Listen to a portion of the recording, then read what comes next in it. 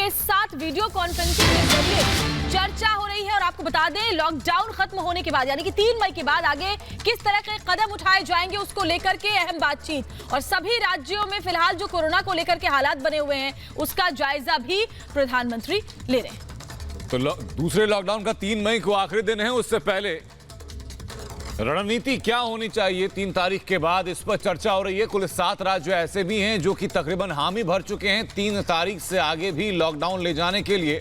लेकिन देश के अधिकांश हिस्से ऐसे भी हैं जहां पर कि पिछले 14 दिनों से कोरोना का कोई नया केस सामने नहीं आया है। तकरीबन 450 जिले ऐसे हैं 736 जिलों में से जहां पर कोई भी नया केस सामने नहीं आया। तो कुछ इलाकों को राहत मिल सकती है। दिल्ली एनसीआर के लिए कुछ अहम घोषणाएं की जा सकती हैं, या फिर वो इलाके जहां पर की इंडस्ट्रीज ज्यादा हैं उन जगहों पर कुछ स्पेशल प्रोविजंस किए जा सकते हैं। जो रेड जोन के इलाके हैं उनमें आगे किस तरीके से रणनीति अपनानी है, इसके लिए बातचीत हो सकती है। जो ऑरेंज जोन और ग्रीन जोन के इलाके हैं वहां पर अगर ढिलाई करनी है तो किस तरीके से करनी है, ये तमाम रणनीति इस वीडियो कॉन्फ्रेंसिंग के जरिए राज्यों के मुख्यमंत्री के साथ प्रधानमंत्री चर्चा कर रहे हैं। तो बैठक अभी जारी है। आपको बता दें, सभी राज्यों के मुख्यमंत्रियों से चर्चा जारी है। इस वक्त भी देश में लॉकडाउन की अवधि 3 मई को खत्म हो रही है, लिहाजा उसके बाद क्या लॉकडाउन पूरी तरह से खुलेगा या फिर वो इलाके जहां कोरोना के केस नहीं आए हैं, वो जिले जो अब इससे मुक्त हो चुके हैं, सिर्फ वहां पर ढील दी जाएगी। महत्वपूर्ण और बहुत ही संवेदनशील बैठक इस समय जारी है।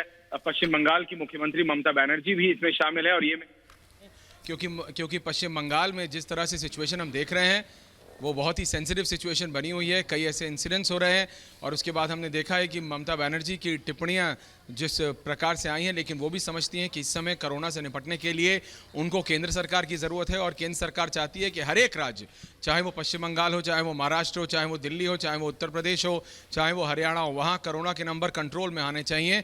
जो कर्व भारत में फ्लैट रखा गया है उसको कंटिन्यूसली फ्लैट रखा जाए। लेकिन आज एक और बहुत महत्वपूर्ण चीज़ पर बातचीत होगी, डिस्कशन होगा कि क्या लॉकडाउन को 3 मई से आगे भी बढ़ाया जाना है कि नहीं। क्योंकि जिस तरह से 21 दिन पहले रखा गया और फिर उसके बाद हर एक मुख्यमंत्री ने और फिर प्रधानमंत्री ने इसकी घोषणा की कि 3 मई तक रहेगा, इसका एक इकोनॉमिक एक जैसे कहा जाता है कि असर भी है बिजनेसेस पर, छोटे छोटे दुकानदारों पर, छोटे बिजनेसमैन पर उनका एक एडवर्स इम्पैक्ट पड़ रहा है, उसका एक गलत असर भी पड़ रहा है जो कि सरकारें जानती हैं। इसीलिए हर एक मुख्यमंत्री से बात कर रहे हैं प्रधानमंत्री मोदी। पिछली बार जो कि तीसरी वीडियो कॉन्फ्रेंस थी वो 4 घंटे चली थी, आज ये चौथी वीडियो कॉन्फ्रेंस है क्योंकि प्रधानमंत्री हर एक मुख्यमंत्री को सुनते हैं और फिर अपनी टिप्पणी करते हैं। तो हर एक राज्य की कुछ अलग अलग दिक्कतें हो सकती हैं, उनकी कुछ अलग मांग हो सकती है।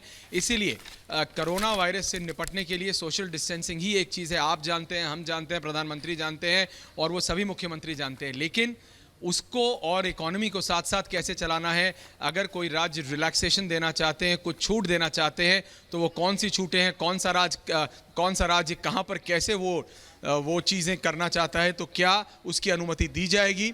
और क्या नेशनल लॉकडाउन, ये है सबसे बड़ी खबर कि क्या नेशनल लॉकडाउन एक्सटेंड किया जाएगा 3 मई के बाद या नहीं, उस पर चर्चा इस वीडियो कॉन्फ्रेंस के बाद होगी। और उसके बाद प्रधानमंत्री नरेंद्र मोदी कभी भी देश को संबोधित कर सकते हैं। और ये चौथी बार होगा कि इस चौथी वीडियो कॉन्फ्रेंस के बाद प्रधानमंत्री मोदी 2 दिन, 3 दिन, 4 दिन में भारत को संबोधित कर सकते हैं और फिर उसमें निर्णय बताया जा सकता है। बिल्कुल ऐश्वर्या, और देखिए बहुत सारे ऐसे राज्य हैं जो जहां पर कोरोना के मामले बहुत कम है, बहुत से ऐसे जिले हैं जो कोरोना से मुक्त घोषित किए जा चुके हैं। ऐसे में हर जगह के लिए, हर राज्य के लिए एक जैसी रणनीति नहीं हो सकती है। लिहाजा इसीलिए बैठक महत्वपूर्ण है कि राज्यों में क्या हालात बने हुए हैं उसका जायजा वहां के मुख्यमंत्री प्रधानमंत्री को दें।